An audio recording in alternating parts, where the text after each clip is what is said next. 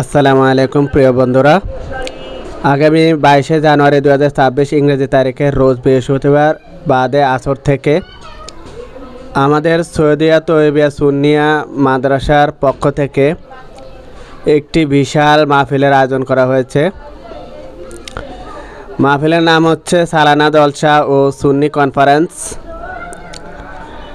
এটি হচ্ছে যে মাদ্রাসার পক্ষ থেকে এবং আমাদের শান্তিনগরে যারা যুব সমাজ আছেন তাদের পক্ষ থেকে মাহফিলের আয়োজন করা হয়েছে।